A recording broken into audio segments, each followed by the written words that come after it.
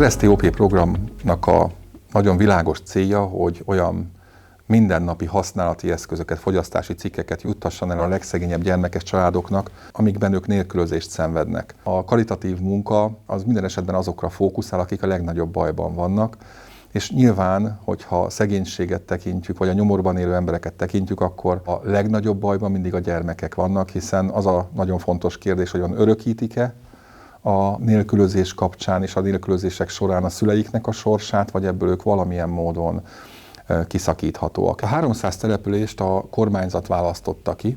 A statisztikai mutatók alapján meg lehet vizsgálni az ott lévő munkanélküliséget, az ott lévő jövedelemtermőképességet, az ott lévő gyerek létszámot, a közoktatás helyzetét, a közbiztonság helyzetét, a közszolgáltatásokat, van-e még orvos, vannak-e még szakemberek abban a faluban. És hogyha ezeket az adatokat úgy összesítjük, akkor egy rangsort lehet Magyarország települései között állítani, és ezekből a legrosszabb helyen, az utolsó helyen lévő 300 települést választotta ki a kormányzat azzal a célkitűzéssel, hogy ide kell a legnagyobb erőforrásokat fektetni, mert ők vannak a legnehezebb helyzetben. Mi azokat a kisgyermekeket támogatjuk a program keretében, akik óvodáskorúak. Az óvodába járó gyerekek kapnak 2 csomagot, egyet szeptemberben és egyet decemberben. Ezek a csomagok olyan dolgokat tartalmaznak, amik valószínűleg egy nagyon szegény családban, rászoruló családban talán nincsenek benne abban a fogyasztói kosárban, amiket ők a mindennapokban beszereznek, de abban igen, ami egy óvodakezdéshez egy kisgyereknek kell és szüksége lesz rá. A multivitamintól, a kézfertőtlenítőig, a színes ceruzától, a fogkrémig, fogkeféig. Tehát sok olyan dolog van ebben a csomagban, ami nem egy élelmiszercsomag, ami nem egy általános higiénés csomag, hanem pont azt célozza, hogy ez a kisgyerek abban az óvodában, amikor belép az ajtón, akkor ő ugyanazokkal az eszközökkel, ugyanazokkal a lehetőségekkel rendelkezzen, mint a jobbmódúbb társa. Neki is legyen kulacsa, mint a többi kisgyereknek, ma már szinte biztosan van. Neki is minden ott legyen abban a kis zsákjában, ami a jele mellé van fölakasztva, ami az összes többi gyereknek is van, és ugyanabban a minőségben, ahogy azt mindenki más is megkaphatja. Pontosan az ő óvodai és tulajdonképpen a közoktatásban megkezdett életét próbáljuk olyan pályára állítani, amiben ő nem hiányokkal, nem hiányosságokkal és nem valami fajta furcsa szemlélődéssel kezdi az életét, hogy én nem ott vagyok, ahol ti. A doboz ezeket a termékeket fogja tartalmazni, itt akkor, hogy átvetted tőlem a csomagot, és akkor ezt itt kellene aláírni, jó? 169 kisgyermeket nevelünk az óvodánkban, nekik 3/4 hátrányos helyzetű. Mi a különböző programjainkon anyagi támogatásra nem nagyon tudunk számítani a szülőktől, mindent az óvoda költségvetéséből próbálunk megoldani.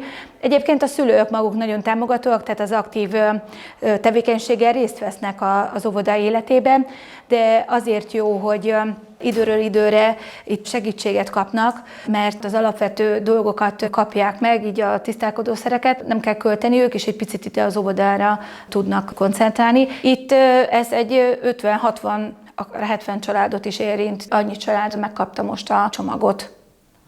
Használjátok erővel egészséggel. Sziasztok! Hello. Sárkásztól 2500 fő körüli lakosú, akár a lakhatási körülmények vagy az iskolai végzettség miatt hátrányos helyzetűek a családok és a gyerekek is. Nagyon sokan nem tudnak elhelyezkedni a munkaerőpiacon, bár ez egy javuló tendenciát mutat, mert egyre több szülőnk jár el dolgozni, de még mindig ez a rendszeres gyermekvédelmi segély, illetve a családi pótlék a fő bevételi forrása, illetve alkalmi munka a családoknak. Ennek kaptam meg a csomagot a kislány után, és örülök is neki, mert ez egy segítség a szülők részére, pláne azoknak, akik egyedül nevelik a gyermeküket, mint én is az unokámat egyedül nevelem. Olyanok voltak benne, hogy fogkrém, fogkefe, ilyen készfertőtlenítőszerek voltak benne, egy kis pléd. A csomagoknak a tartalmát óvodapedagógusokkal, illetve azokkal a szociális munkásokkal dolgoztuk ki, akik jelen vannak ezeken a településeken, és pontosan fel tudják azt mérni, hogy a családoknak mik a fogyasztási szokásaik, mi az, amire ők a bevételeiket leginkább elköltik, és mi az, amire pedig nem tudnak még odafigyelni. Akár olyan okokból, hogy nem is gondolnak rá, hogy még ezt ők igazából nem is tartják fontosnak, vagy akár olyanokból, hogy nincs rá fedezet, hogy ezeket beszerezzék. Ezen a 300 településen, ahol a program most zajlik, körülbelül 20 000 olyan kisgyermek él, aki az óvodát most kezdi, vagy már óvodába jár, akit elértünk ennek a programnak a kapcsán. Ez 5000 családot jelent ma Magyarországon, és azt gondolom, hogy ez már egy nagyon-nagyon nagy szám. A logisztikai feladat az hatalmas, mert 20 000 gyereknek csomagot vinni, az önmagában már egy nagyon komoly mutatvány. Nekünk Budapesten a logisztikai központunkban érkezik meg az áru, és itt készül a kollégáink és az önkénteseink által 20 000 csomag, ami kétszer készül, tehát ez 40 000 csomag. Nem mindenhol mi osztjuk ki, hanem ehhez segítséget veszünk igénybe.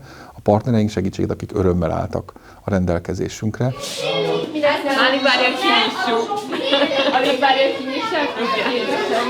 Itt vagyunk Kisszentmártonban, a jelenlétpontunkon. Most 13 csomag volt, amit szét tudtunk osztani, és 13 óvisunk van, aki rászoruló, és hát itt a településen jellemző, de egész Ormánságban jellemző, hogy a családok mély szegénységben élnek, ezért hát fontos és jelentőségteljes számukra az, hogy tudták a gyereküket segíteni ilyen tartalmú csomagokkal. Örülnek neki, hiszen akkor neki kéne megvenni mondjuk a boltba, hogyha ezt nem tudnánk biztosítani. Úgyhogy mindenképpen a bevásárlókosarat is könnyíti.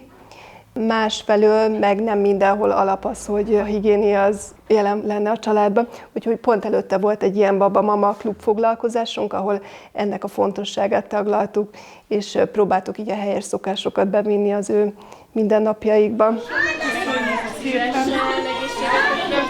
megvan a kiseket.